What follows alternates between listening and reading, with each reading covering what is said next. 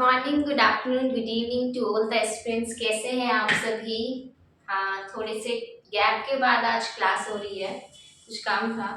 तो I just hope कि आपने यहाँ तक रिवाइज कर लिया होगा जो हमने करवाया था लास्ट क्लास में, इंक्लूडिंग फर्स्ट चैप्टर भी रिवाइज कर लिया होगा। ठीक है, तो आज एक बार हम स्टार्ट करते हैं नए टॉपिक से, फिर उसके बाद हम रिवाइज करेंगे। ठीक है, क्लास के एंड में।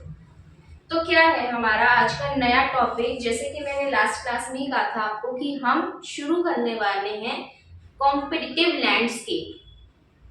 अब देखो, समझो कि कॉम्पिटिटिव लैंडस्केप एक्चुअल में होता क्या है। कॉम्पिटिटिव लैंडस्केप का मतलब होता है कि ऑर्गेनाइजेशन जो होती है ट्राई करती है कि वो समझे इंडस्ट्री को। मतलब क्या कि जब कभी भी किसी ऑर्गेनाइजेशन के अंदर किसी नई मार्केट के अंदर एंटर करना होता है ना, लाइक हुंडई को जब इंडियन मार्केट के अंदर एंटर करना था तो उसने देखा कि भाई मारुति, देखो कि भाई मारुति को देखो कितनी अच्छे तरह से ये फ्लरिश कर रही है। तो फिर इसने यही कहा था कि जब कभी भी आप किसी दूसरी कंट्री के अंदर जाकर अपने ऑर्गेनाइजेशन के प्रोडक्ट्स को सर्व करना चाहते हैं, केटर करना चाहते हैं, तो आपके लिए जरूरी होता है कि आप समझें कि भाई उस टेरिटरी में क्या कुछ होता है। उस टेरिटरी की हर एक सिचुएशंस को, हर एक प्रोस एंड कॉन्स को समझना आपकी ऑर्गेनाइजेशन के द्वारा ये जरूरी हो जाता है। ये क्या कहना चाहते हैं कि दूसरे की किसी भी टेरिटरी में जाना और उस टेरिटरी में जाकर जो कंपनीज ऑलरेडी उधर हैं उनके साथ इफेक्टिवली और एफिशिएंट मैनर में compete करना इतना आसान नहीं होता। लेकिन अगर आप करना चाहते हैं, लाइक जब हुंडई हमारी इंडिया के अंदर एंटर करना चाहता था तो उसने आकर देखा, उसने सबसे पहले क्या देखा? उसने सबसे पहले हमारी इंडियन मार्केट, इंडियन इकोनॉमी को समझा, क्योंकि वो कहीं और से सीधा इंडिया में आया और आके अपने प्रोडक्ट्स को सेल तो नहीं कर सकता ना। उसके लिए अपने प्रोडक्ट्स की सेल को बढ़ाने से पहले ये चीज सबसे ज्यादा क्रूशियल हो जाती है कि वो आकर इंडियन मार्केट को समझे कि यहाँ पर कैसे क्या फॉलो किया जाता है, क्या ट्रेंड यहाँ है, क्या कस्टमर्स की नीड्स एंड वांट्स है। हमने कहा ओके, लेकिन one of the most crucial चीज क्या है, उसके कॉम्पिटिटर्स को समझो कि क्या कुछ खास उनके कॉम्पिटिटर्स कर रहे हैं जिसके वजह से लोग उनके कॉम्पिटिटर्स को प्रायोरिटीज दे रहे हैं। लाइक जब हुंडई आया ना तो उसने देखा कि मारुति ना बहुत सबसे ज्यादा मतलब मैक्सिमम मार्केट को कैप्चर किए बैठा है। तो उसने कोशिश करी ये समझने की मेरा कॉम्पिटिटर कौन कौन है भाई। मारुति है या फिर उसके लिए टोयोटा है, टाटा है, होंडा है, ये सारे उसने देखे कि आया, मतलब कि मान लीजिए मी एज अ होंडा है, मैं इंडियन मार्केट के अंदर एंटर करना चाहती हूँ, तो पहले मैं आकर ये देखूंगी ना कि मेरे कॉम्पिटिटर्स हैं कौन कौन, तभी तो मैं अपने प्रोडक्ट्स को उनसे बेटर बनाऊंगी। क्योंकि कोई भी नया बंदा आएगा तो कस्टमर्स यूं तो है नहीं कि सीधा उसकी तरफ शिफ्ट हो जाएंगे, क्योंकि उन कस्टमर्स तो ऑलरेडी दूसरे उनके कॉम्पिटिटर्स के प्रोडक्ट्स परचेज कर रहे हैं। तो मैं गई और मैंने देखा कि मेरे कॉम्पिटिटर्स कौन कौन है। मारुति भी है, टोयोटा भी है, टाटा भी है और उसके बाद होंडा भी है। ठीक है, तो फिर उसके बाद मैंने क्या देखा, मैंने ये सोचा बैठ के कि क्या कुछ खास मारुति दे रहा है जिसके वजह से कस्टमर ज्यादा से ज्यादा उन्हीं के प्रोडक्ट्स को परचेज करते हैं। क्या खास है मारुति की कार्स के अंदर, क्यों कस्टमर्स उन्हीं को फेवर करते हैं। मैंने उनकी स्ट्रेंथ्स को जानने की कोशिश करी, क्या क्या खास उनके अंदर है। फिर मैंने कहा अच्छा, ये अच्छा दे रहे हैं, मतलब हुंडई के लिए ये चीज जरूरी हो गई कि जो स्ट्रेंथ्स, जो अच्छी चीजें मारुति दे रहा है वही चीज मुझे, वो चीज तो मिनिमम मतलब एक लेवल सेट हो गया कि वो लेवल के ऊपर मुझे अपने कस्टमर्स को देना तो पड़ेगा ही, मतलब इतना तो कम से कम उन्हें चाहिए ही। ठीक है, फिर मैंने क्या देखा कि मारुति में क्या क्या कमियां है ना, कि मान लीजिए 80% लोग अगर मारुति की कार्स को प्रेफर कर रहे हैं तो 20% नहीं कर रहे हैं। तो क्या कारण है, वे क्यों नहीं कर रहे हैं, ऐसा क्यों सोच रहा है हुंडई? ऐसा इसलिए सोच रहा है ताकि मैं उन कमियों को भी ओवरकम कर सकूं। मतलब जो वो कमियां मारुति में है जिसके वजह से कुछ परसेंटेज ऑफ लोग उसे प्रेफर नहीं कर पा रहे हैं। मैं हुंडई अपने प्रोडक्ट्स में उन कमियों को भी हटा दूं, है ना। और फिर सारी चीजों को इकट्ठा रखकर कि भाई मेरा कॉम्पिटिटर ये है, उसमें अच्छाइयाँ ये है, उसमें बुराइयाँ ये है, हम एक प्लान बनाएंगे, उसका एग्जीक्यूशन कर देंगे, फिर प्लानिंग करेंगे और फिर उसके बाद प्लानिंग करने के बाद क्या करेंगे, उसका इम्प्लीमेंटेशन कर देंगे। तो सारी इंफॉर्मेशन को इकट्ठा करके पूरा स्ट्रैटेजिक प्लान डेवलप करेंगे और उस प्लान के अंदर स्ट्रैटेजिक डिसीजन मेकिंग करके हम अपने उस प्लान को इम्प्लीमेंट कर देंगे। प्लान का हमारा इम्प्लीमेंटेशन हो जाएगा, मतलब स्ट्रैटेजिक इम्प्लीमेंटेशन एग्जीक्यूशन। बताइए, समझा? तो कॉम्पिटिटिव लैंडस्केप अपने आप में ही ये दर्शाता है कि जब कभी भी ऑर्गेनाइजेशन को किसी नई मार्केट के अंदर जाना है, किसी नई टेरिटरी के अंदर जाना है, तो ये जरूरी है उस एरिया को, उस माहौल को पहले समझा जाए। उस माहौल के अंदर है कौन कौन, वो क्या क्या देते हैं, किस तरह से देते हैं, उस चीज को भी समझा जाए। लैंडस्केप मतलब whole area, whole territory, whole geography, उस चीज को समझना इस कॉम्पिटिटिव लैंडस्केप। तो देखो क्या कहते हैं कॉम्पिटिटिव लैंडस्केप के अंदर, क्योंकि हमें कॉम्पिटिटर्स के साथ जब compete करना है ना आपने, तो हमें ये चीज भी तो जाननी जरूरी है ना कि जिस जगह पर वो कॉम्पिटिटर्स प्रेजेंट है वो एरिया किस तरह का है। इसलिए हमने कहा लैंडस्केप को समझना। तो बिजनेस एनालिसिस इसके अंदर क्या ही हो रहा है आज बार बार। बिजनेस एनालिसिस के अंदर होता क्या है कि सबसे पहले हम अपने कॉम्पिटिटर्स को देखते हैं, डायरेक्टली भी देख सकते हैं और अपने कॉम्पिटिटर्स को हम इनडायरेक्टली भी आइडेंटिफाई कर सकते हैं। आइडेंटिफाई करना, अंडरस्टैंड करना अपने कॉम्पिटिटर्स को, साथ ही साथ जो होते हैं उनके विजन, मिशन, कोर वैल्यूज, निश मार्केट, उनकी स्ट्रेंथ, वीकनेस, हर चीज की अंडरस्टैंडिंग ही इधर ली जा रही है। क्या होता है ये इन डेप्थ में इन्वेस्टिगेशन किया जाता है। इन्वेस्टिगेशन क्यों? क्योंकि हम समझ रहे हैं अपने कॉम्पिटिटर्स के बारे में हर चीज प्रॉपरली डीप में जाकर। तो इन डेप्थली हम इन्वेस्टिगेशन ही तो कर रहे हैं ना, कि अलग अलग सोर्सेज को खंगाल रहे हैं और वहां से निकालने की कोशिश कर रहे हैं कि हमारे कॉम्पिटिटर की क्या स्ट्रेंथ है एंड हमारे कॉम्पिटिटर की क्या क्या वीकनेसेस हैं। तो ये इन डेप्थ इन्वेस्टिगेशन होता है, एनालिसिस किया जाता है हमारे कॉम्पिटिटर का, उसकी स्ट्रेंथ, उसकी वीकनेस को जानना, ताकि हम एक कॉम्पिटिटिव एडवांटेज ला सकें। ठीक है, क्या क्या स्टेप्स इसके अंदर फॉलो किए जाते हैं? सबसे पहले वही सेम बात, आइडेंटिफाई करना कॉम्पिटिटर्स को। मतलब अगर मैं बात करती हूँ इसके अंदर हुंडई के पॉइंट ऑफ व्यू से, तो हुंडई आइडेंटिफाई करेगा कि मेरा कॉम्पिटिटर मारुति भी है, मेरा कॉम्पिटिटर टोयोटा भी है, मेरा होंडा भी है, टाटा भी है, ये हर कोई मेरा क्या है, कॉम्पिटिटर। तो सबसे पहले अगर हम हुंडई के पॉइंट ऑफ व्यू से इसे देखते हैं, तो हुंडई सबसे पहले आइडेंटिफाई करेगा कि उसके कॉम्पिटिटर्स है कौन कौन लोग हैं जो हुंडई के कॉम्पिटिटर्स है। लाइक इधर उसके कॉम्पिटिटर्स हो गया, मारुति भी हो गया, टोयोटा भी हो गया, टाटा भी हो गया और होंडा भी हो गया। ठीक है, नेक्स्ट चीज, मतलब इसी के अंदर देखो सबसे पहला फर्स्ट स्टेप होता है ये कि अपने कॉम्पिटिटर्स को समझो, अपने कॉम्पिटिटिव लैंडस्केप को समझो, कौन कौन आपके कॉम्पिटिटर्स हैं और वे बड़े किस तरह से हैं।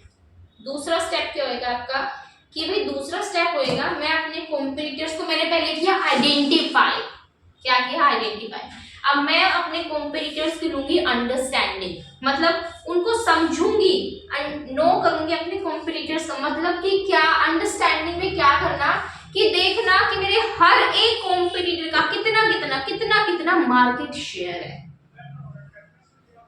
अपने कॉम्पिटिटर्स को समझना, उनके बारे में कुछ रिसर्च वर्क करना। लाइक मैं देखूंगी कि भाई मारुति का ये मार्केट शेयर है, टोयोटा का ये मार्केट शेयर है, होंडा का ये मार्केट शेयर है। तो अपने हर एक कॉम्पिटिटर को प्रॉपरली समझना, उसको बोला जाता है अंडरस्टैंड करना। पहला आइडेंटिफाई, दूसरा अंडरस्टैंड। तो क्या होता है कि एक बार कॉम्पिटिटर्स आइडेंटिफाई हो गए, अब मैं मार्केट रिसर्च करूंगी, internet, newspaper, social media, industry के रिपोर्ट्स, उनके प्रोडक्ट्स को समझेंगे, उनकी सर्विसेज को समझेंगे कि भाई क्या तरह के प्रोडक्ट्स वो दे रहे हैं, क्या सर्विसेज दे रहे हैं। अलग अलग सोर्सेज को यूज करके उनके बारे में पूरी इन डेप्थ इन्वेस्टिगेशन की जाएगी।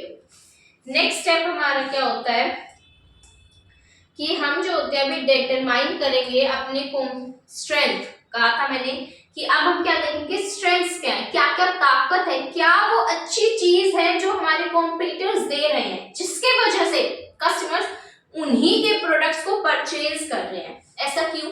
क्योंकि एक मिनिमम बेस लाइन सेट कर देगा कि मुझे एज अ हुंडई इतने कम से कम एटलीस्ट इतनी फैसिलिटी स्ट्रेंथ तो मुझे जनरेट करनी ही पड़ेगी। तो जैसे अगर आप एग्जांपल लेना मारुति के पॉइंट ऑफ व्यू से, तो मार्केट मारुति की स्ट्रेंथ्स क्या है? लार्जेस्ट डिस्ट्रीब्यूशन, डिस्ट्रीब्यूशन बहुत ज्यादा है उसमें, ब्रांड वैल्यू बहुत अच्छा है, प्रोडक्ट की पोर्टफोलियो ह्यूज है और उसका मार्केट शेयर 45% अराउंड है।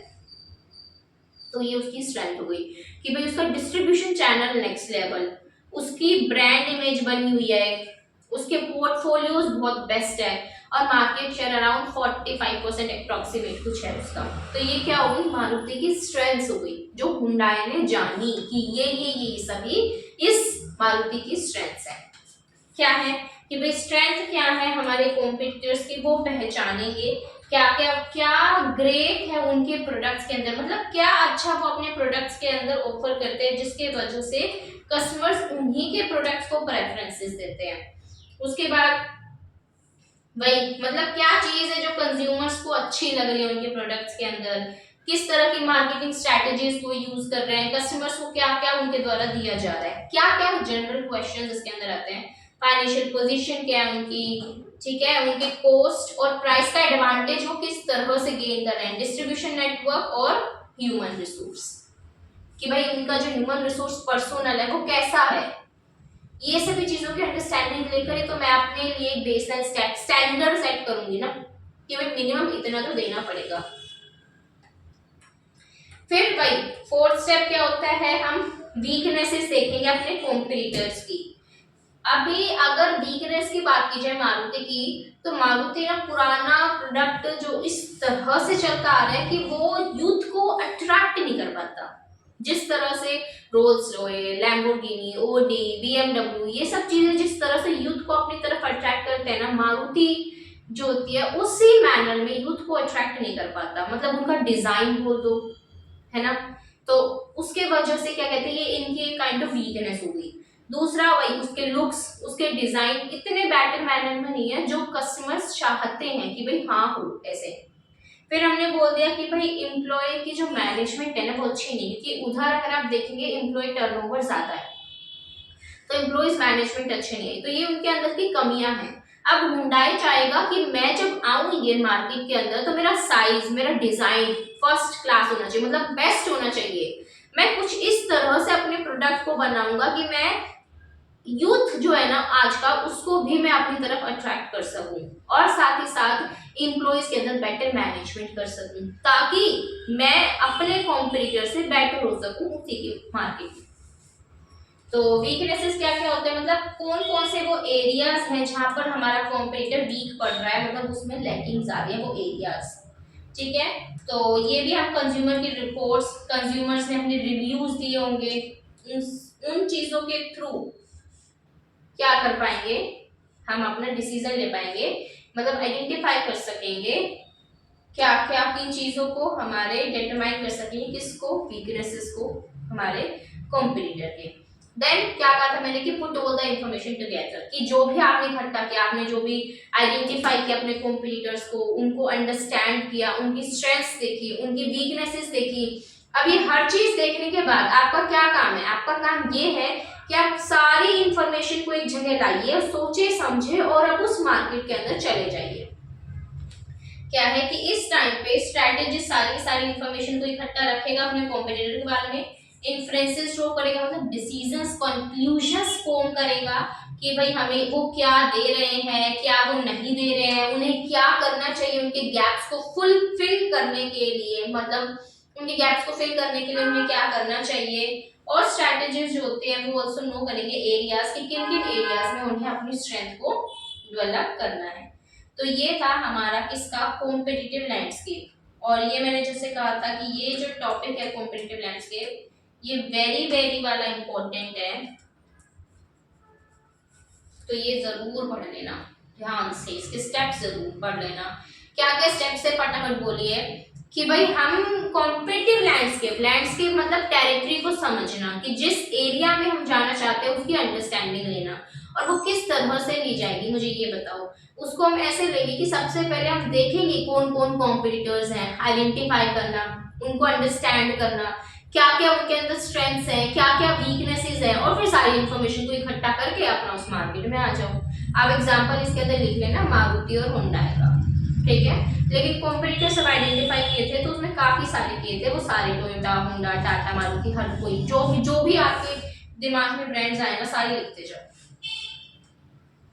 So this was all about topic competitive landscape. चलिए खत्म कॉम्पिटिटिव लैंडस्केप। अभी दूसरा जो हमारा टॉपिक है वो क्या है, की सक्सेस फैक्टर्स। नाम ही सजेस्ट कर अपने आप में, नेम इटसेल्फ सजेस्ट कि की सक्सेस फैक्टर्स होता क्या है। की मतलब क्रूशियल, सिग्निफिकेंट। सक्सेस मतलब अगर आपको क्या चाहिए, हिंदी में क्या बोलेंगे सर, सफलता, इंपॉर्टेंट सफलता के फैक्टर्स। फैक्टर्स को क्या बोलेंगे हिंदी में, पता नहीं, बताना कमेंट सेक्शन में, नहीं आ रहा है यार, ठीक है। तो की सक्सेस फैक्टर्स क्या क्या है किसी भी ऑर्गेनाइजेशन के सक्सेस होने के लिए, मतलब क्या। आप ना जब भी किसी चीज को समझने लगे ना, वो जो टर्म है, टॉपिक का जो नाम है ना, उसी को कई बार ट्रांसलेट करो दिमाग में, की सक्सेस फैक्टर्स। की सक्सेस फैक्टर्स मतलब ऐसे फैक्टर्स जो कि ऑर्गेनाइजेशन की सक्सेस के लिए बहुत ही ज्यादा जरूरी है। मतलब कुछ ऐसी चीजें जिनकी हेल्प से ऑर्गेनाइजेशन सक्सेसफुल हो सकती है। मतलब कुछ ऐसे फैक्टर्स जो डिसाइड करते हैं कि वेदर ऑर्गेनाइजेशन सक्सेसफुल होगी या नहीं होगी।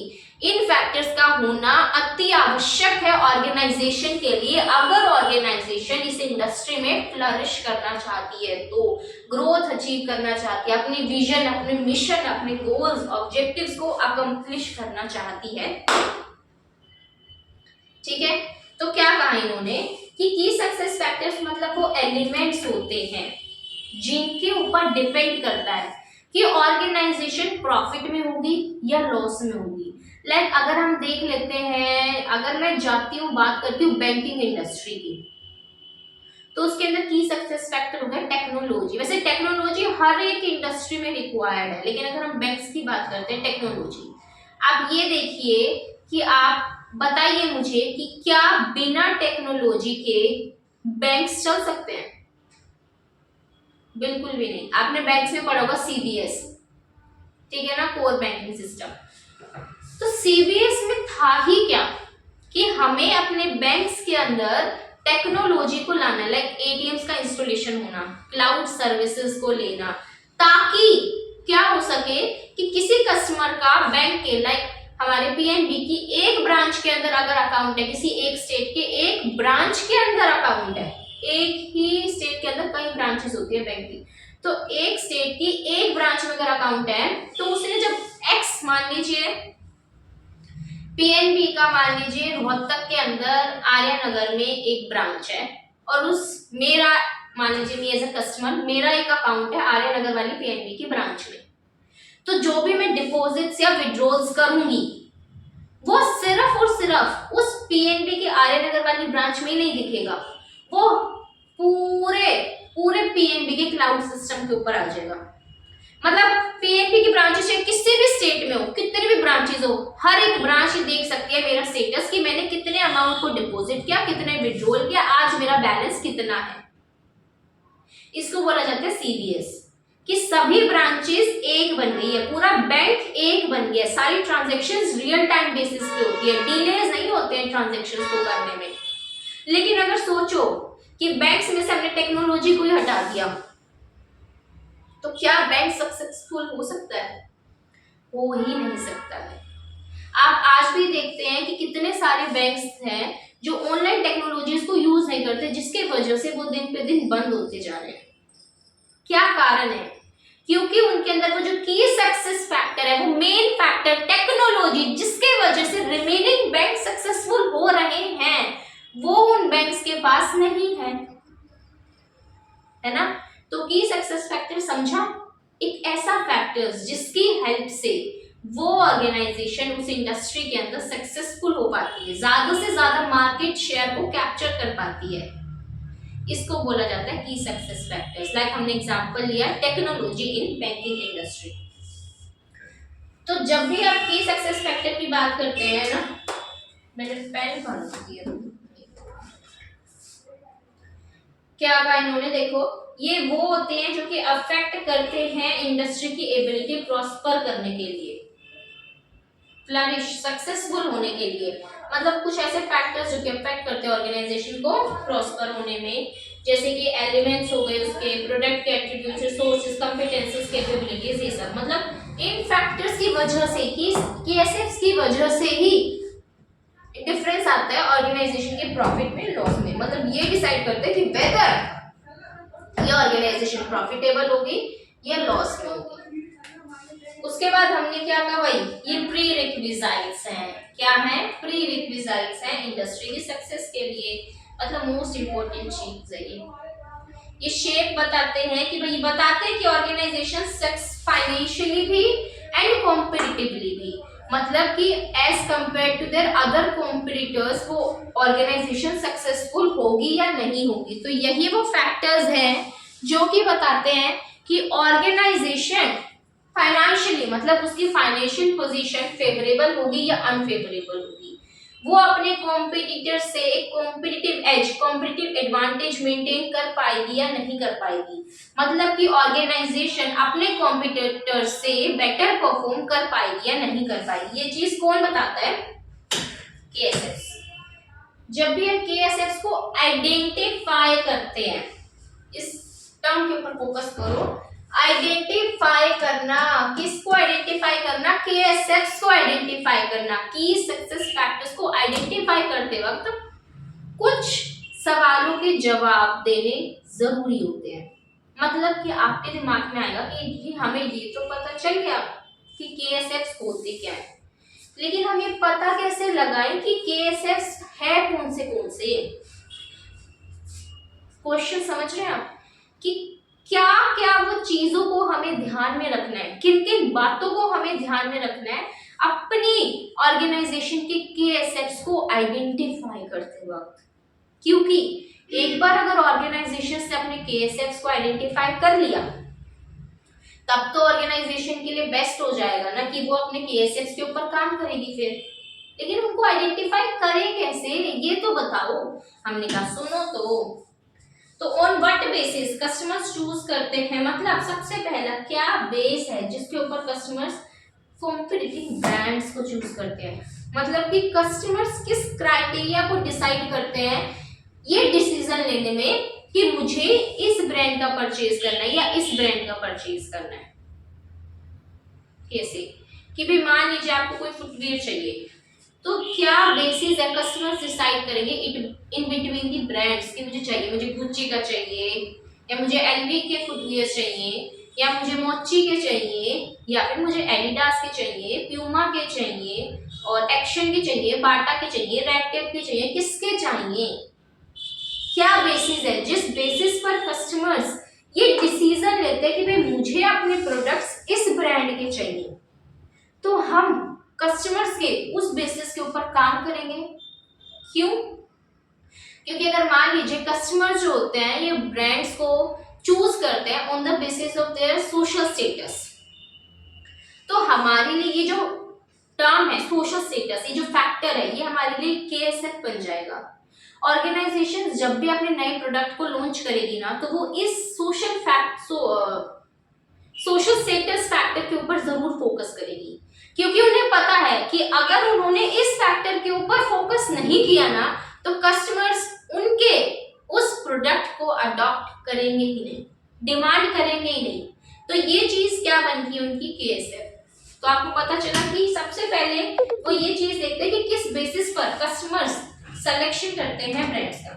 दूसरी बात होती है कि रिसोर्सेज एंड कॉम्पिटिटिव कैपेबिलिटीज, क्या रिसोर्सेज एंड क्या कॉम्पिटिटिव कैपेबिलिटीज एक सेलर के पास होनी चाहिए सक्सेसफुल होने के लिए।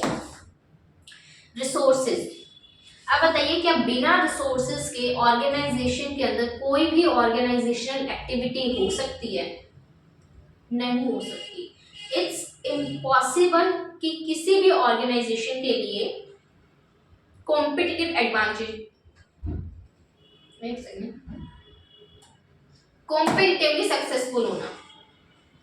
रिसोर्सेज आपको चाहिए किसके लिए? चाहे आपको इनपुट्स को अक्वायर करना हो, चाहे उन्हें स्टोर करना हो, चाहे उनका असेंबल ऑपरेशन करना हो, चाहे उन्हें कस्टमर्स तक पहुंचाना हो, हर चीज के लिए आपको रिसोर्सेज चाहिए। तो रिसोर्सेज को देखना, आपकी कैपेबिलिटीज को देखना, ये भी क्या है? एक केस है। तो क्या रिसोर्सेज, क्या कॉम्पिटिटिव कैपेबिलिटी सेलर के पास होनी चाहिए, ये भी हमारे लिए क्या हो गया? केस है।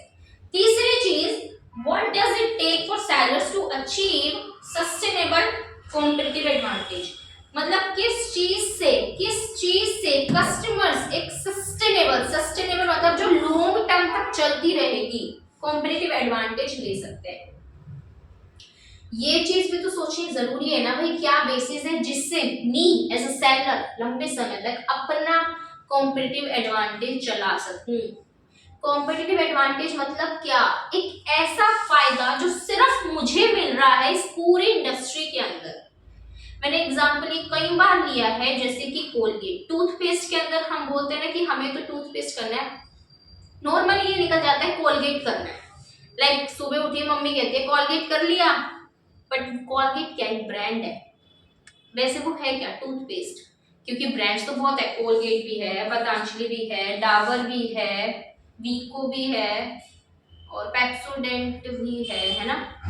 तो फिर इसलिए हमने क्या कहा, कॉम्पिटिटिव एडवांटेज मतलब समथिंग यूनिक आप दे रहे हैं जिसके वजह से इस पूरी इंडस्ट्री के अंदर जितने भी ऑर्गेनाइजेशंस हैं, सभी ऑर्गेनाइजेशंस में सबसे बेटर आप परफॉर्म कर रहे हैं। इसको बोला जाता है कॉम्पिटिटिव एडवांटेज। मतलब कुछ तो भी ये खास है जिसके वजह से, कि कुछ तो खास क्वालिटीज हमारे अंदर हैं जिसके वजह से इस पूरी इंडस्ट्री के अंदर जो एवरेज रेट ऑफ प्रॉफिट चल रहा है उससे भी ज्यादा प्रॉफिट हम कमाते हैं, कि सबसे ज्यादा मार्केट शेयर हमारा है। इस प्रोडक्ट को हमारी ब्रांड के नाम से लोग जानने लगे हैं। ठीक है, तो इसको बोला जाता है कॉम्पिटिटिव एडवांटेज इस टर्म टू। तो क्या चीज है जिसकी हेल्प से ऑर्गेनाइजेशंस कॉम्पिटिटिव एडवांटेज ले लेती है, वो भी क्या हो गया हमारा की सक्सेस फैक्टर।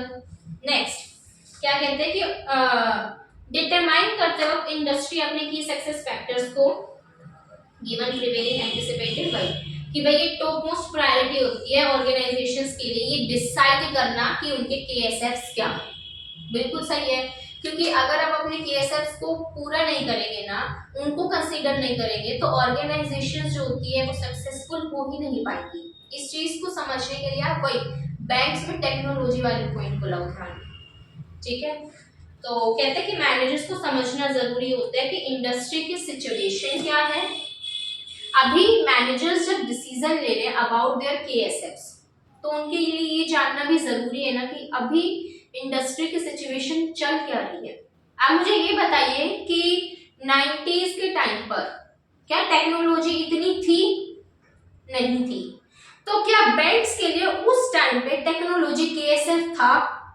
नहीं था। उस टाइम पे था कि वो कितना ज्यादा डिस्ट्रीब्यूशन चैनल उनका, कितने अच्छे से वो अपने कस्टमर्स को अपनी तरफ अट्रैक्ट करेंगे उनको सर्विसेज देकर। Distribution channel a kind of क्या हो गया उनके लिए केएसएफ उस टाइम पे। तो आप जब भी डिसाइड करते हैं तो ये जानिए कि सिचुएशन क्या चल रही है, इन्फ्लेशन है, डिफ्लेशन है, क्या एरा चल रहा है, भाई इस समय पर किन चीजों के ऊपर ज्यादा कस्टमर्स का डिमांड आ रहा है, इस चीज को समझिए।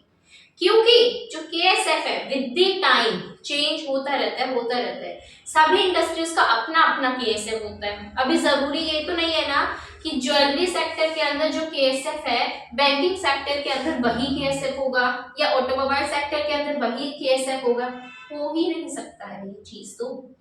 तो industry to industry with the time हमारा जो केएसएफ है वो चेंज होता रहता है। उस टाइम पे 90s के टाइम पे बैंक का केएसएफ कुछ और था, आज बैंक का केएसएफ कुछ और है। इसीलिए मैनेजर्स के लिए जरूरी है कि जब कभी भी वो अपने केएसएफ को आइडेंटिफाई करे, उन्हें डिटरमाइन करे, तो वो समझे कि इंडस्ट्री की सिचुएशन चल क्या रही है, और साथ ही साथ वो देखे कि क्या चीज जरूरी है कॉम्पिटिटिव सक्सेस को पाने के लिए, किस किस तरह के हमें रिसोर्सेज चाहिए, ये सारी चीजें जरूरी होती हैं। कहते हैं कि अगर आप केएसएफ को अच्छे से आइडेंटिफाई नहीं कर पाते हैं ना, तो ऑर्गेनाइजेशंस अपनी मिसडायरेक्टेड स्ट्रेटजीज को बना लेती है। मतलब क्या, अपनी स्ट्रेटजीज को मिसडायरेक्ट कर देती है कि भाई स्ट्रेटजी कैसे बनाऊंगी, मैं ये देखूंगी मेरा केएसएफ ये है, इस चीज का होना सबसे ज्यादा जरूरी है। लाइक टेक्नोलॉजी, अगर मेरा केएसएफ है तो मेरी ह्यूज इन्वेस्टमेंट टेक्नोलॉजी में होनी चाहिए, सबसे ज्यादा आर&डी इसके ऊपर होना चाहिए। लेकिन अगर मान लो मैंने अपना केएसएफ टेक्नोलॉजी की बजाय मैंने सोच लिया कि भाई मेरा केएसएफ तो है कि मैं इंफ्रास्ट्रक्चर अच्छा बनाऊंगी, और टेक्नोलॉजी को मैंने कर दिया नेग्लेक्ट, तो मतलब मैंने गलत मिसडायग्नोज कर लिया अपना केएसएफ। इससे क्या होगा, ऑर्गेनाइजेशंस अपनी स्ट्रैटेजी को मिसडायरेक्ट करेंगी कि नहीं, बताइए, गलत बनाएंगी ना। वही तो ये कह रहे हैं कि भाई अंडरस्टैंड करना इंडस्ट्री के केएसएफ जरूरी होता है कॉम्पिटिटिव एडवांटेज लेने के लिए। ये वही सी उसी चीज को बार बार बता रहे हैं। केएसएफ से क्या कर पाएंगे, आप अपने राइवल से आउट परफॉर्म करेंगे, उनसे बेटर परफॉर्म कर पाएंगे। देन हमने कहा वही केएसएफ वेरी करते हैं industry to industry, even time to time, है ना। कहते हैं कुछ ही ऐसी इंडस्ट्रीज होती हैं जिनके कुछ ही ऐसी rarely industry have more than 3 और 4 की सक्सेस फैक्टर्स। मतलब कुछ ही ऐसी ऑर्गेनाइजेशंस होती है जिनके अंदर की सक्सेस फैक्टर, कुछ ऐसी इंडस्ट्रीज होती है जिनके जो की सक्सेस फैक्टर्स है ना वो 3 और 4 से भी ज्यादा होते हैं। जनरली नहीं होते हैं, हमारे 1-2 ही होते हैं। मेन तो एक ही होता है कि भाई ये सबसे ज्यादा जरूरी है हमारी सक्सेस के लिए। लाइक रिलायंस इंडस्ट्रीज का अगर आप केएसएफ देखिए, वो होता है strategic planning, strategic partnership, sorry, Reliance industries का जो केएसएफ है ना वो है स्ट्रेटेजिक पार्टनरशिप। तो यूजुअली 1 या 2 होता है, लेकिन ऐसे कुछ इंडस्ट्रीज रेयरली हैं कि जिनके 3-4 से भी ज्यादा केएसएफ हो सकते हैं। कुछ खास नहीं था ये बात, बस। सो ये हमारा पूरा टॉपिक था किसके बारे में, केएसएफ के बारे में। इसके अंदर आपने जो मेन फोकस देना ना, इसके ऊपर देना ना कि क्या क्या क्वेश्चंस इम्पोर्टेंट तो नहीं है, बाकी मतलब इस चीज को थोड़ा सा कंसीडर कर लेना। इस वाले टॉपिक पे मतलब आप फोकस दे सकते हैं इसके अंदर कि क्या क्या क्या चीजें हैं, क्वेश्चंस है जो कि हमें ध्यान में रखने चाहिए अपने केएसएफ को आइडेंटिफाई करते वक्त। तो केएसएफ कंप्लीट, हाँ जी बिल्कुल। नेक्स्ट टॉपिक क्या कहता है समझेंगे। मार्केट एंड कस्टमर के बारे में हम समझेंगे कि आप बताइए मुझे strategic analysis of external environment, ये चैप्टर नंबर 2 हमारा चल रहा है। इसके अंदर क्या मार्केट, क्या कस्टमर जरूरी है ऑर्गेनाइजेशंस के लिए? मार्केट का होना, कस्टमर्स का होना जरूरी है या नहीं? आप कहेंगे जी ये तो बेसिक नेसेसिटी है, अगर कस्टमर ही नहीं होंगे तो ऑर्गेनाइजेशन की एग्जिस्टेंस का फायदा ही क्या है? ऑर्गेनाइजेशंस पहली बात तो एग्जिस्ट ही नहीं कर पाएंगे, सर्वाइव ही नहीं कर पाएंगी। और मार्केट मतलब वो प्लेस है जहां ऑर्गेनाइजेशंस अपने प्रोडक्ट्स को सेल करती है, अपने सर्विसेज को सेल करती है, प्रोवाइड करती है अपने कस्टमर्स को। वो आपका वर्चुअल भी हो सकता है, वो आपका फिजिकल भी हो सकता है। इट मतलब क्या कहते हैं, it can be either it can be virtual और इट कैन बी फिजिकल, ठीक है। मार्केट कुछ भी हो सकता है, it depends upon the preferences of the organisations कि the way, the mode which they want to adopt. लेकिन क्या बिना मार्केट के ऑर्गेनाइजेशंस अपना धंधा कर सकती हैं? बेसिक बात, बिजनेस कर सकती हैं या नहीं? नहीं कर सकती। तो ये चीज ना किसी भी टॉपिक को पढ़ने से पहले ये जानना, ये इस चीज को जानना सबसे ज्यादा जरूरी होता है कि ये टॉपिक आया ही क्यों, क्या कारण है इस टॉपिक के आने का, है ना। तभी तो हम उस चीज को अंदर तक समझ पाएंगे जब हम उसकी इम्पोर्टेंस को जानेंगे कि मार्केट हम पढ़ रहे हैं, लेकिन इसको पढ़ने के पीछे का कारण क्या है, एजेंडा क्या है हमारा इस मार्केट के टॉपिक को पढ़ने का। या हम कस्टमर्स को पढ़ रहे हैं तो क्यों पढ़ रहे हैं, क्या फायदा हमें मिलने वाला है इस कस्टमर्स के टॉपिक को पढ़कर। तो फायदा ये देख लिया आपने खुद ही कि ऑर्गेनाइजेशंस तो भाई सरवाइव ही नहीं कर पाएंगी, मार्केट ही नहीं होगी तो वो करेंगी क्या, और कस्टमर्स ही नहीं होंगे तो किसके लिए करेंगी। तो इसलिए जरूरी होता है कि मार्केट को भी समझें कि कैसे मार्केट्स के बारे में क्या कहना क्या चाहते हैं कस्टमर्स को।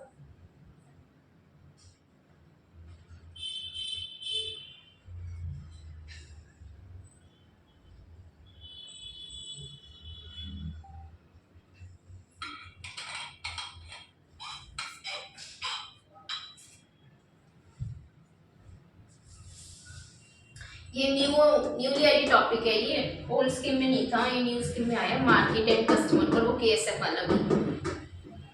ठीक है, देखो मार्केट का मतलब क्या है, आप सभी को पता है। मार्केट का मतलब एक प्लेस है जहाँ पे हमारे बायर्स, सेलर्स, इंटरेस्टेड पार्टीज आते हैं, एक दूसरे से इंटरेक्ट करते हैं और गुड्स एंड सर्विसेज का परचेज से है ना, बस यही है मार्केट का मतलब। कुछ खास इसमें भी कुछ अलग है ही नहीं, यही है कि मार्केट होती क्या है। मार्केट का मतलब एक ऐसा प्लेस जहां पर हमारे बायर्स, सेलर्स या जो भी इंटरेस्टेड पार्टीज लाइक एजेंट्स हो गए, ब्रोकर्स हो गए। आप ये बताइए कि क्या स्टॉक एक्सचेंज मार्केट है? हाँ, क्योंकि वो एक ऐसा प्लेस है जहां पर हमारी स्टॉक्स की ट्रांजैक्शंस होती है ना। तो इसीलिए ये कह देते हैं कि मार्केट का मतलब क्या, जनरली एक ऐसी जगह, एक ऐसी प्लेस है जहाँ पे चाहे बायर्स हो चाहे सेलर्स हो या कोई भी इंटरेस्टेड पार्टी आते हैं, आपस में इंटरेक्ट करते हैं और गुड्स एंड सर्विसेज का आदान प्रदान करते हैं, परचेज एंड सेल उसका करते हैं, उसको बोला जाता है मार्केट। अब मार्केट आपका ऑनलाइन भी हो सकता है जिसे वर्चुअल बोल देते हैं, लाइक अमेजोन के लिए उसका जो वो ऐप है ना, वो उसके लिए उसकी मार्केट है। और वो हमारे लिए फिजिकल भी हो सकता है, लाइक जैसे कि जहां भी मैं पढ़ा रही हूँ, ठीक है, हुड्डा कॉम्प्लेक्स में, रोहतक में, एडवर्टाइजमेंट नहीं कर रही, बाकी हो भी गई। तो ये जो एरिया है ये मेरे लिए क्या है, फिजिकल मार्केट है। इसको क्या बोला जाता है, मार्केट। तो it can either be online, virtual, और it can either be physical, offline. ठीक है, मार्केट ये हमारी मार्केट होती है, बस जो बेसिक चीज आप पढ़ते हैं। तो मार्केट का मतलब एक ऐसा प्लेस है जहां पर भाई interested parties, buyers and sellers exchange करते हैं और एक प्राइस चार्ज करेंगे ना। बार्टर सिस्टम तो चल नहीं रहा है, कंसिडरेशन तो चाहिए। आपने पढ़ा होगा लॉ में, फाउंडेशन में, consideration, quid pro Q, something in return. इसके बिना तो हमारा कॉन्ट्रैक्ट ही नहीं होगा, अग्रीमेंट ही नहीं होगा। सबसे पहली बात तो अग्रीमेंट नहीं होगा तो कॉन्ट्रैक्ट नहीं होगा। कॉन्ट्रैक्ट दो चीजों से मिलकर बनता है, agreement plus enforceable by law. तो फिर वही कहते हैं कि भाई प्राइस का होना तो जरूरी है। हमने कहा फिजिकल भी हो सकता है, वर्चुअल भी हो सकता है। फिजिकल जैसे कि डिपार्टमेंटल स्टोर्स, लाइक आप देखते हैं कि हमारे जो जियो मार्ट है, ठीक है, अगर वो उसके ऐप के थ्रू देखा जाए तो वो उसके लिए वर्चुअल मार्केट हो गई। लेकिन अगर हम रिलायंस फ्रेश जो थे हमारे पहले सुपरमार्केट, सब वही जियो मार्ट में जो फिजिकली किसी एक जगह पर जो प्रेजेंट है उसको क्या बोला जाता है। जैसे कि काफी जगह है, ये हुड्डा कॉम्प्लेक्स में भी है हमारे रिलायंस का, और उधर जनता कॉलोनी में भी है। तो फिर ये सब चीजें क्या है, जगह जगह है भाई। तो फिर वो क्या होगी, उसके फिजिकल प्लेसेस। इस चीज को क्या बोला जाता है, लाइक आप कोई भी प्रोडक्ट्स भी देख ले, जो ब्रांड्स हैं उनके शोरूम्स भी प्रेजेंट होते हैं, वो उनके लिए क्या होगा, डिपार्टमेंटल स्टोर्स। डिपार्टमेंटल स्टोर्स उनके लिए क्या है, उनके फिजिकल मार्केट। लेकिन उनके ऐप्स भी होते हैं जिसके ऊपर वो ऑनलाइन भी आप प्रोवाइड कर देते हैं, तो वो क्या होगी उनके लिए, वर्चुअल मार्केट। फिर उसके बाद कहते हैं कि जो स्टॉक एक्सचेंज होता है वो भी हमारे लिए क्या होती है, मार्केट। क्योंकि उधर भी तो आप स्टॉक एक्सचेंज ट्रांजैक्शंस करते हैं ना, अपने शेयर्स की परचेज, सेल, ये सब चीजें करते हैं सिक्योरिटीज की। तो ग्रुप ऑफ पीपल, ये क्या है, मार्केट एक ऐसी जगह है जहां पर जो ग्रुप ऑफ पीपल ट्राई करते हैं कि वो बाय करेंगे किसी प्रोडक्ट या किसी सर्विस को एक स्पेसिफिक प्लेस पर। तो इधर स्ट्रैटेजिस्ट का मेन काम क्या होता है, बिजनेस स्ट्रैटेजिस्ट जो होते हैं वो काम करते हैं मार्केटिंग करने के ऊपर, ताकि वो इम्प्रूव कर सके चांसेस ऑफ सक्सेस। देखो क्या कहना क्या चाहते हैं चीज, जो हमारे बिजनेस स्ट्रैटेजिस्ट होते हैं ना वो किसके ऊपर काम करते हैं, मार्केटिंग के ऊपर। मार्केटिंग क्या होता है, सबसे पहले ये चीज जानना जरूरी है।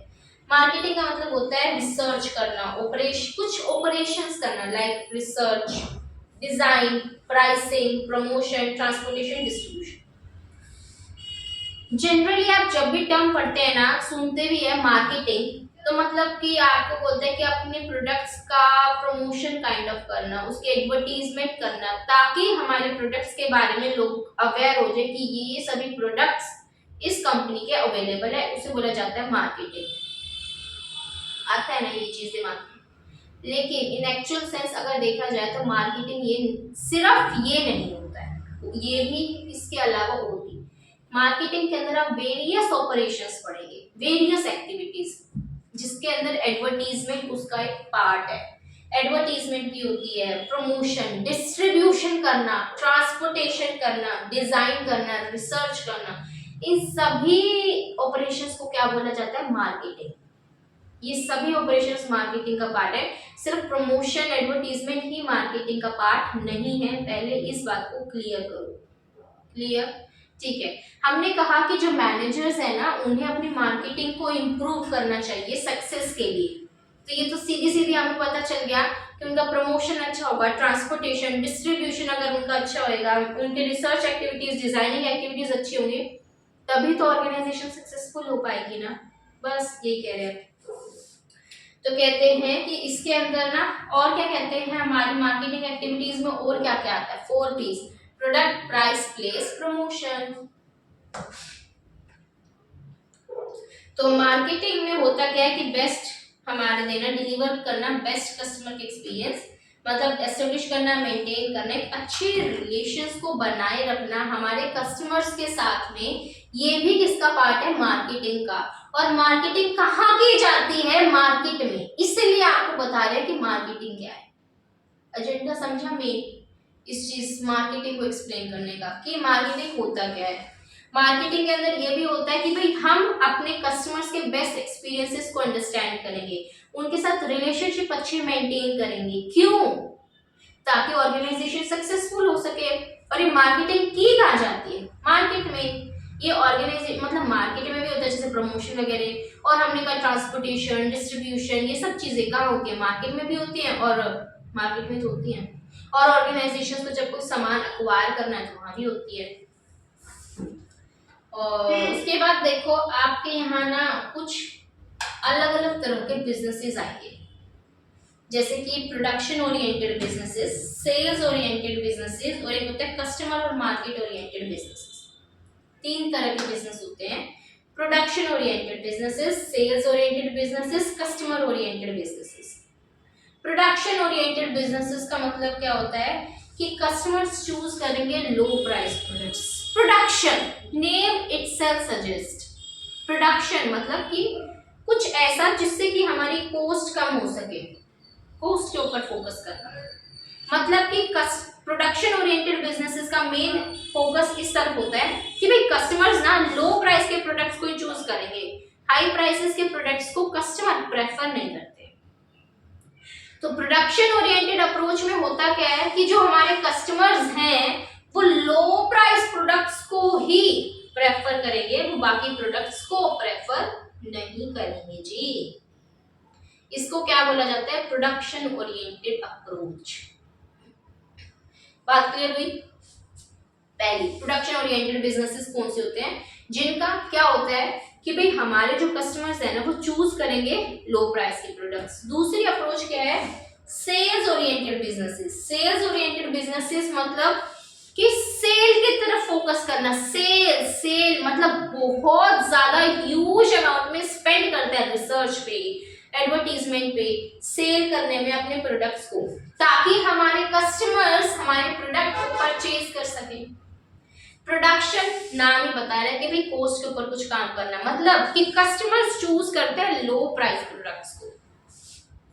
सेल्स ओरिएंटेड बिजनेसेस मतलब कि क्या कि भाई जो कस्टमर्स है ना, उनको परसुएड करना, उनको एनकरेज करना कि तुम सिर्फ और सिर्फ हमारे प्रोडक्ट्स को परचेज करो। कैसे? ज्यादा से ज्यादा रिसर्च करके, ज्यादा से ज्यादा स्पेंड करके एडवर्टीजमेंट पे, प्रमोशनल एक्टिविटीज के ऊपर। ये कौन से बिजनेसेस होते हैं? ये सेल ओरिएंटेड बिजनेसेस। तीसरा, customer oriented, market oriented businesses. इनका मेन फोकस होता है अपने कस्टमर्स पर। मतलब ये मेन खर्चा करते इस चीज पे कि हमें हमारे कस्टमर्स को खुश करना है। इनका मेन एफर्ट इसी तरफ जाता है कि हम कुछ ऐसा करें जिससे हमारे कस्टमर्स हमसे खुश हो जाएं और हमारे कंपनी के प्रोडक्ट को ही परचेज करें, सिर्फ हमारे कॉम्पिटिटर की तरफ देखें भी नहीं। ये होते हैं कस्टमर ओरिएंटेड बिजनेसेस, कस्टमर और मार्केट ओरिएंटेड बिजनेसेस। तो मार्केट के अंदर हमने क्या देखा कि 3 तरह के बिजनेसेस होते हैं। प्रोडक्शन ओरिएंटेड बिजनेसेस कि कस्टमर लो प्राइस प्रोडक्ट्स को लेंगे, सेल ओरिएंटेड बिजनेसेस की स्पेंड करना एडवर्टीजमेंट वगैरह के ऊपर ताकि हम परसुएड कर सके कस्टमर्स के को तुम हमारे ही प्रोडक्ट्स को परचेज करो। एंड कस्टमर और मार्केट ओरिएंटेड की हमारी प्रायोरिटी ही ये होती है कि हमें कस्टमर्स के एफर्ट्स की तरफ ही हमारी मेन प्रायोरिटी होती है। मतलब एक बेटर प्रोपोजिशन देना, कस्टमर्स के लिए कुछ अच्छा बना कर देना, कस्टमर सेंट्रिक बिजनेसेस है। यहाँ हमारा टॉपिक कंप्लीट होता है किसके बारे में?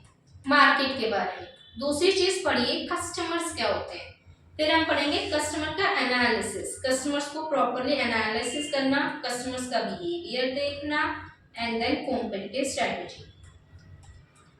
देखो क्या कहते हैं ये, किसके बारे में? कस्टमर्स के बारे में। अभी आपको ही पता है, ये चीज तो मुझे बताने की जरूरत भी नहीं है। कस्टमर कौन है? वो बंदा है जो कि हमारे प्रोडक्ट्स और सर्विसेज को परचेज कर रहा है, उसको क्या बोला जाता है? कस्टमर। और मैं ये चीज आपको कई बार बोल चुकी हूँ कि कस्टमर एंड कंज्यूमर में लिटिल बिट डिफरेंस होता है। कस्टमर मतलब जो हमारे प्रोडक्ट्स और सर्विसेज को परचेज करता है, कंज्यूमर जो हमारे प्रोडक्ट्स और सर्विसेज को फाइनली कंज्यूम करता है। डिफरेंस क्या हुआ? आपको ये घूम रहा होगा भाई, डिफरेंस है। लाइक मान लीजिए कि मुझे कोई भी चीज खानी थी, लाइक कोई भी पैकेट खाना था, मैंने अपनी बहन को भेज दिया जा मेरे लिए पैकेट परचेज कर ला। तो मेरी बहन उस शॉपकीपर सेलर के लिए क्या हो गई? कस्टमर। लेकिन वो कंज्यूम मैंने करना था, तो मैं उसके लिए क्या हो गई? कंज्यूमर। ये हो सकता है। Customer can be a consumer. अगर मेरी बहन ही उस चीज को परचेज करके वही कंज्यूम करती तो वही कस्टमर थी, वही कंज्यूमर थी। लेकिन परचेज उसने किया, कंज्यूम मैंने किया, वो कस्टमर है, मैं कंज्यूमर हूं। ये होता है difference between the customer and the consumer. अभी कस्टमर कौन होता है? वही बंदा जो परचेज करता है आपके गुड्स एंड सर्विसेज को। तो ऑर्गेनाइजेशंस के लिए जानना जरूरी है ना कि उसके टारगेट मार्केट क्या है, कौन कौन कौन कौन उसके टारगेट कस्टमर्स हैं, ताकि वो बेटर कर सके। बस यही भाई मेन एजेंडा चलता है ऑर्गेनाइजेशंस का कि हमें कुछ ऐसा अच्छा करना है ताकि ज्यादा से ज्यादा कस्टमर्स को हम अपनी तरफ अट्रैक्ट करें कि लोग हमारे ही प्रोडक्ट्स को लें, हमारे कॉम्पिटिटर को नहीं। तो कस्टमर कौन है? वही बिजनेसेस भी हो सकते हैं, है ना?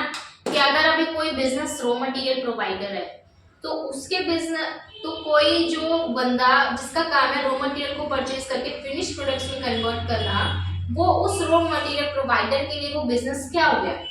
उसका कस्टमर।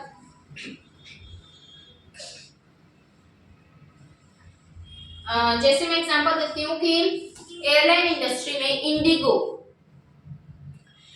जब एयरक्राफ्ट परचेज, इंडिगो क्या है? पूरा बिजनेस है भाई। और जब वो एयरक्राफ्ट को परचेज करता है, ठीक है, तो जो एयरक्राफ्ट बनाती है कंपनीज, उनके लिए इंडिगो क्या हो गया? कस्टमर है उनका, है ना? बस ये कहते हैं।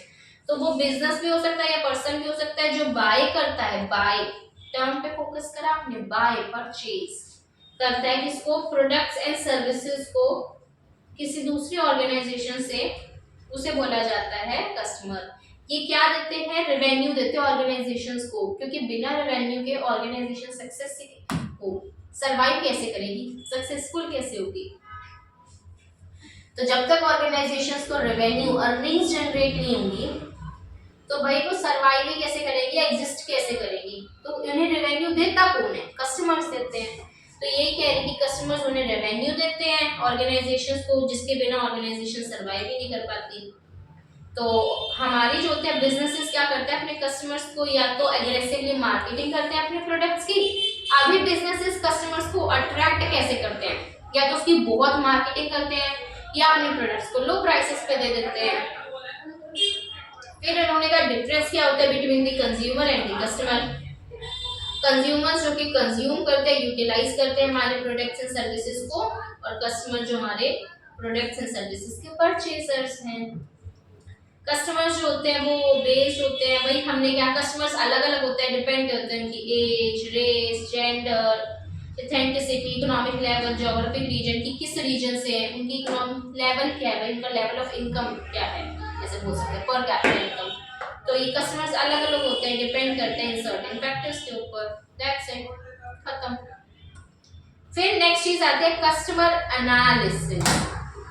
कस्टमर एनालिसिस भाई अपने कस्टमर को समझना कि क्या क्या कस्टमर्स के डिजायर्स है, वांट्स है, क्या चीज है जो वो ऑर्गेनाइजेशन से चाहते हैं, ताकि वो अपने डिमांड्स को, अपने डिजायर्स को फुलफिल कर सके, सेटिस्फेक्शन ले सके उस ऑर्गेनाइजेशन के प्रोडक्ट या सर्विस को कंज्यूम करके। तो ऑर्गेनाइजेशंस के लिए अपने उन कस्टमर्स की अंडरस्टैंडिंग लेना, एनालिसिस मतलब उसकी अंडरस्टैंडिंग लेना भी जरूरी है या नहीं है? बिल्कुल है, अदरवाइज वो उन कस्टमर्स को अपनी तरफ अट्रैक्ट कैसे करेंगी? तो हम कहते हैं ना कि ऑर्गेनाइजेशंस को डिसाइड करना चाहिए उनकी टारगेट मार्केट क्या है, क्या टारगेट ग्रुप ऑफ कस्टमर्स है उन ऑर्गेनाइजेशंस का। तो इस चीज को यही बोला जाता है कि उन्हें कस्टमर्स को एनालाइज करना पड़ता है, उन्हें समझिए, आप कस्टमर्स को समझिए, फिर जैसा कस्टमर मांग रहा है आप उसे वैसा ही दीजिए, तभी कस्टमर खुश होगा, नहीं तो वो आएगा ही नहीं। बोलते हैं ना कि अगर आपका कस्टमर सेटिस्फाइड है, अगर आप अपने कस्टमर्स को समझ रहे हैं, आपको दिख रहा है कि मेरा कस्टमर सेटिस्फाइड है, तो वो रीपरचेज भी करेगा आपके प्रोडक्ट को, और वो दूसरों को भी बताएगा कि भाई परचेज कर, ये प्रोडक्ट बढ़िया है, ये प्रोडक्ट। लेकिन अगर आपको लग रहा है कि कस्टमर्स को ये प्रोडक्ट परचेज करके कहीं ना कहीं कुछ रिग्रेट हो रहा है, डिससेटिस्फाइड है मेरा कस्टमर, बिल्कुल भी प्लीज नहीं है ये वाले प्रोडक्ट को परचेज करके मेरा कस्टमर, तो फिर आप ये बताइए कि क्या वो कस्टमर उस प्रोडक्ट को परचेज करेगा? भूल के भी नहीं करेगा आपके उस प्रोडक्ट को कस्टमर परचेज। और दूसरे जो कर रहे होंगे उनको भी कह देगा कोई जरूरत नहीं है इस प्रोडक्ट को परचेज करने की, सबसे वाहियात प्रोडक्ट है ना। तो इसलिए हम कहते हैं कि अगर आप कस्टमर्स को समझना बहुत जरूरी होता है ऑर्गेनाइजेशंस के लिए। अगर ऑर्गेनाइजेशंस ये चाहती हैं कि उनके प्रोडक्ट की ज्यादा से ज्यादा सेल हो, तो कस्टमर्स की अंडरस्टैंडिंग लेना। कहते हैं कि भाई हमारे कस्टमर्स एनालिसिस में क्या होता है कि ऑर्गेनाइजेशंस के लिए बहुत ही जरूरी चीज है कि वो आइडेंटिफाई करे टारगेट क्लाइंट। मैंने कहा है ना कि टारगेट मार्केट देखो, टारगेट क्लाइंट को देखो, उनकी वांट्स क्या है ये देखो, और डिफाइन करो कि उनका तुम्हारा प्रोडक्ट उनकी उस नीड्स को कैसे पूरा करेगा। सेम वही बात, खुद से सोचो भाई, कस्टमर्स का एनालिसिस करना, कस्टमर्स की अंडरस्टैंडिंग लेना, क्यों? ताकि मैं जान सकूं कि उनके डिजायर्स क्या हैं, क्या क्या उनके एस्पिरेशंस हैं हमें लेकर, हमारे प्रोडक्ट को लेकर, ठीक है, चाहते क्या है उनके इस प्रोडक्ट से, क्या कुछ ऐसा हम ऐसा क्या दे अपने प्रोडक्ट्स में ताकि हमारा प्रोडक्ट उनकी नीड्स को पूरा कर सके, उन्हें सेटिस्फेक्शन दे सके। ये चीज होती है, आपने देखो कि आपका टारगेट कस्टमर है कौन, और वही एग्जामिन करना, इवेल्युएट करना कस्टमर की need, desires, wants. Customers analysis में होता क्या है, अपने कस्टमर का सर्वे करना, उनके कंज्यूमर के डेटा को पढ़ना, उससे रिलेटेड स्ट्रेटजीज को बनाना, उनकी प्रोफाइल्स को देखना, बेटर मार्केट को सेलेक्ट करना, कुछ भी नहीं, बेसिक बात। और उसके बाद कहते हैं कि हमारे नंबर ऑफ पार्टी जैसे कि buyer, seller, distributor, sales person और होलसेलर्स, रिटेलर्स, सप्लायर, क्रेडिटर्स, ये सभी लोग हमें हेल्प करते हैं इंफॉर्मेशन को गेन करने में अबाउट द कस्टमर्स। तो कौन कौन लोग हैं हमें इंफॉर्मेशन देंगे? सप्लायर्स लोग देंगे इंफॉर्मेशन कस्टमर्स के बारे में, बिल्कुल। होलसेलर्स, ठीक है, जो रिटेलर्स होते हैं वो बताएंगे ना भाई, होलसेलर अगर आपके ऑर्गेनाइजेशन से कुछ प्रोडक्ट परचेज करने आया तो वो कहेगा ना कि भाई कस्टमर ना ये चाह रहा है, आजकल ना ये डिमांड चल रही है मार्केट में। तो आपको कस्टमर से रिलेटेड इंफॉर्मेशन मिली या नहीं मिली? मिली। फिर हमने कहा सप्लायर्स, क्रेडिटर्स भी बताएंगे, सेल पर्सन जो आपके हैं वो क्या इन्फॉर्मेशन नहीं देंगे कस्टमर से रिलेटेड। तो ये बता रहे कि कौन कौन लोग हैं जो कि हमें कस्टमर से रिलेटेड इंफॉर्मेशन देते हैं, ताकि हम अपने उन कस्टमर्स की अंडरस्टैंडिंग ले सके, उन्हें आइडेंटिफाई कर सके, उनकी नीड्स, वांट्स, डिजायर्स को फुलफिल कर सके। तो सक्सेसफुल बिजनेस वही होता है जो कि कॉन्टिन्यूसली मॉनिटर करता रहता है उसके कस्टमर के ऊपर, उसका बिहेवियर क्या चल रहा है, कब कब उसकी डिमांड्स के अंदर फ्लक्चुएशंस आ रहे हैं कि भाई उसकी डिजायर क्या क्या है। तो मैं लगातार देखती जा रही हूँ मेरा कस्टमर आज ये चाह रहा है, इस हिसाब से मेरे प्रोडक्ट को मॉडिफाई होना चाहिए, अब सही समय है इस प्रोडक्ट को लॉन्च करने का, या फिर अब समय सही नहीं है इस प्रोडक्ट को लॉन्च करने का। तो कॉन्टिन्यूसली जब मैं उस कस्टमर के ऊपर मॉनिटर करती रहूंगी ना, तभी मुझे पता चलेगा ना कि क्या चेंजेस करने हैं, कब नया प्रोडक्ट को लॉन्च करना है, कब कौन सा प्रोडक्ट मार्केट से हटा देना है कि भाई अब ये ज्यादा डिमांड में नहीं है। ठीक है, तो ये सभी ऑर्गेनाइजेशंस को कैसे पता चलता है? इन सभी चीजों की ऑर्गेनाइजेशंस ना अंडरस्टैंडिंग कैसे लेती है? अंडरस्टैंडिंग लेती है अपने कस्टमर्स को एनालाइज करके, कस्टमर्स एनालिसिस करके। ठीक है, नेक्स्ट टर्म कहती है कि कॉम्पिटिटिव स्ट्रैटेजी क्या होती है।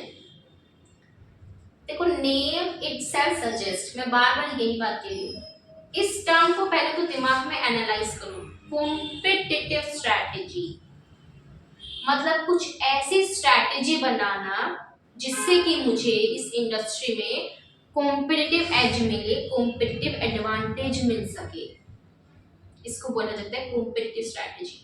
मतलब कुछ ऐसी स्ट्रैटेजी जिसके वजह से आप एक कॉम्पिटिटिव एडवांटेज ले सके। और फिर कॉम्पिटिटिव एडवांटेज होता क्या है, ये तो आप सभी को पता ही है।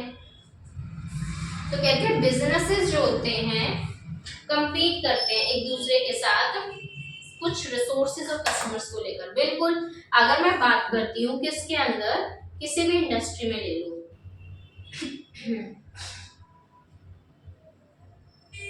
किसके अंदर लेते हैं, चलो आज हम बात करते हैं शूज की।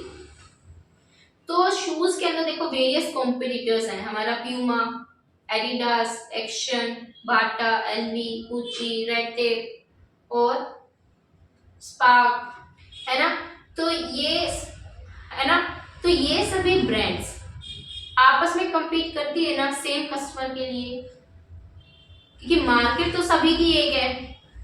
तो उसी सेम कस्टमर के लिए हर एक ऑर्गेनाइजेशन साथ में compete कर रही है या नहीं कर रही है? कर रही है। रिसोर्सेज भी क्या है, सेम है। शू बनाना है और उसका स्टफ जो चाहिए वो तो सभी के लिए सेम ही है ना। तो यही कह रहे हैं कि वेरियस बिजनेसेस आपस में compete करते हैं रिसोर्सेज के लिए, कॉम्पिटिटर्स के लिए, सेम सेट ऑफ। कहते हैं with in the industry competition जो होती है उसे फ्रीक्वेंटली एनकरेज किया जाता है ताकि हमारी बेटर सर्विसेज हो, सुपीरियर गुड्स मिल सके।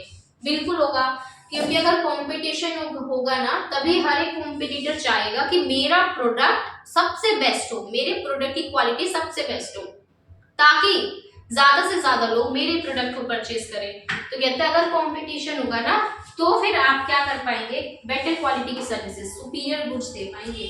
कॉम्पिटिटिव स्ट्रैटेजी बनाई जाती है किसको लेकर कि भाई हमें compete कैसे करना है। मैंने ये चीज तो बताई आपको कि कॉम्पिटिटिव स्ट्रैटेजी से होता क्या है, लेकिन आपके दिमाग में ये क्वेश्चन आना चाहिए था, और अगर आया है तो बेस्ट है कि कॉम्पिटिटिव स्ट्रैटेजीज बनाई ही क्यों जाती है, क्या कारण है इस तरह की स्ट्रैटेजीज को बनाने का। मतलब आखिरकार इन स्ट्रैटेजीज में होता क्या है। मतलब ये कॉम्पिटिटिव स्ट्रैटेजीज का मतलब होता है कि आप अपनी कुछ ऐसी स्ट्रैटेजीज बनाते हैं कि हमें हमारे वेरियस कॉम्पिटिटर से किस तरह से कम्पीट करना है। अभी अगर प्यूमा को एडिडास से कम्पीट करना है तो वो स्ट्रैटेजी बनाएगा कि मैं किन किन वेज में इसके साथ कम्पीट कर सकता हूँ।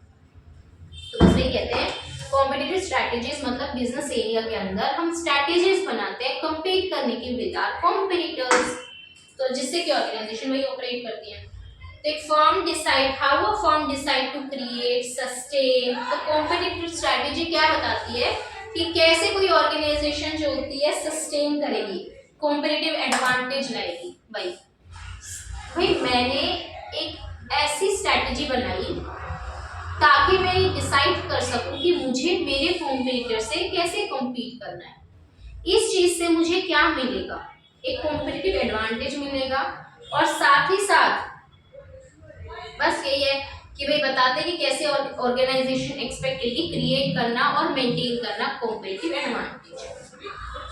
क्या होता है इसके अंदर, क्रिएशन भी करना और प्रोटेक्शन भी करना कॉम्पिटिटिव एडवांटेज। तो डिस्कवर करते हैं मेन सोर्सेज कि भाई हमारा मेन फोकस इसी फोर्स के ऊपर होता है कि किस तरह से हम कॉम्पिटिटिव प्रेशर में बेस्ट रह सके।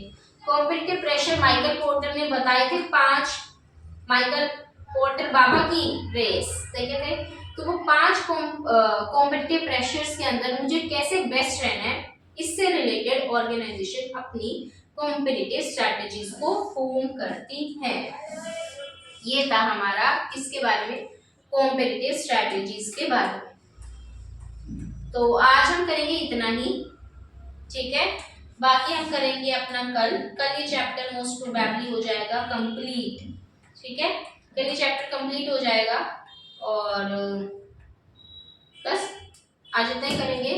तो क्या क्या किया हमने एक बार मैं समअप कर देती हूँ हर चीज को, इतने आप थोड़ा सा एनालाइज करो दिमाग में, मतलब हेडिंग्स बोलो अपने आप, खुद से बोलो, जोर जोर से बोलो जहां भी बैठे हो कि हमने आज कौन कौन सी हेडिंग्स कवर करी।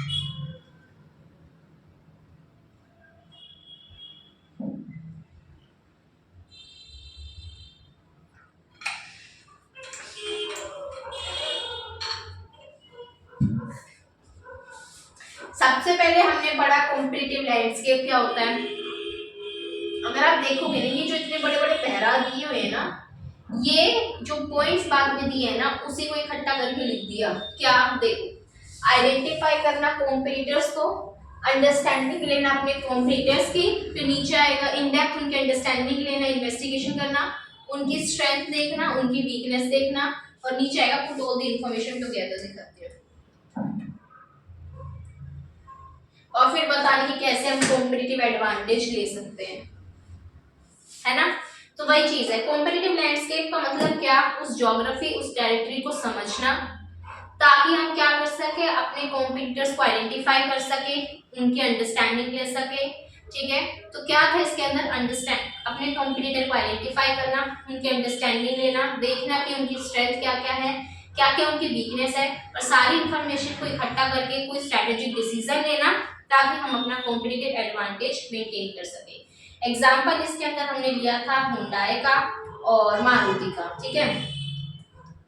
फिर हमने कहा कि सक्सेस फैक्टर्स क्या क्या होते हैं, ऐसे फैक्टर्स जिसकी वजह से ऑर्गेनाइजेशन सक्सेसफुल हो पाती है, यही वो फैक्टर्स होते हैं डिसाइड करते हैं कि वेदर ऑर्गेनाइजेशन सक्सेसफुल हो पाएगी या नहीं हो पाएगी, प्रॉफिट में होगी या लॉस में होगी। प्री रिक्विजिट्स होते हैं यही है जो कि शेप करते हैं कि ऑर्गेनाइजेशन कैसी होगी, फाइनेंशियली कॉम्पिटिटिवली कैसी है ये ऑर्गेनाइजेशन।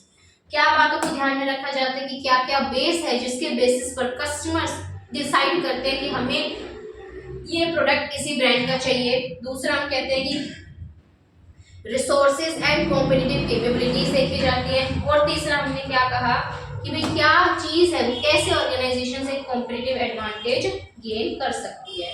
फिर हमने कहा कि भाई ऑर्गेनाइजेशन की कुछ था नहीं, मिसडायरेक्ट कर दिया, तो ये। देन हमने पढ़ा मार्केट क्या होता है। मार्केट का मतलब वो प्लेस होता है जहां पर ऑर्गेनाइजेशंस क्या करती हैं, जहां पर बायर्स, सेलर्स, इंटरेस्टेड पार्टीज आते हैं, इंटरेक्ट करते हैं, गुड्स का परचेज सेल होता है। वर्चुअल भी हो सकते हैं और ये हमारी फिजिकल भी हो सकते हैं। और उसके बाद हमने क्या देखा कि भाई हमारी जो होती है प्रोडक्शन ओरिएंटेड बिजनेसेस, वो बिजनेसेस होते हैं जहां पर ऑर्गेनाइजेशंस कहती है भाई कस्टमर्स तो चूज करेंगे लो प्राइस प्रोडक्ट्स को ही।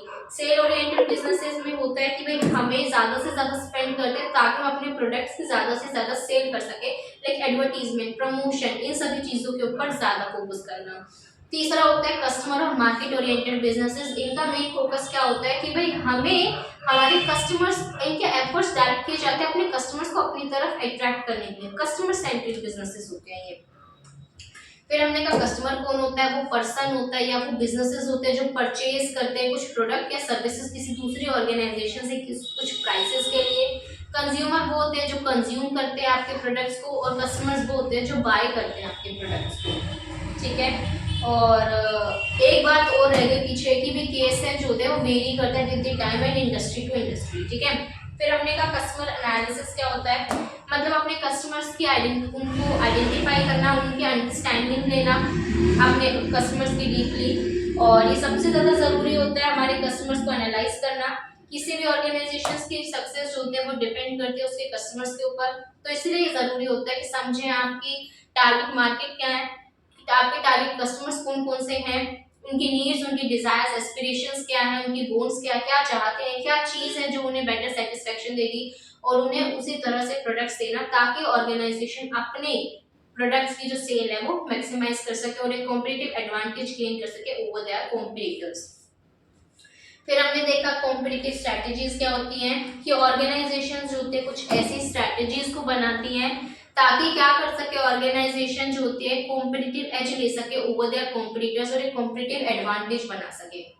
मेन इनका एजेंडा इसके अंदर यही होता है कि भाई हमें कॉम्पिटिटिव एडवांटेज को क्रिएट करना है और उसको प्रोटेक्ट करना है, मतलब बनाना भी है कॉम्पिटिटिव एडवांटेज, उसे आगे तक चलाया रखना है, सस्टेन करना है उसे लॉन्गर पीरियड के लिए।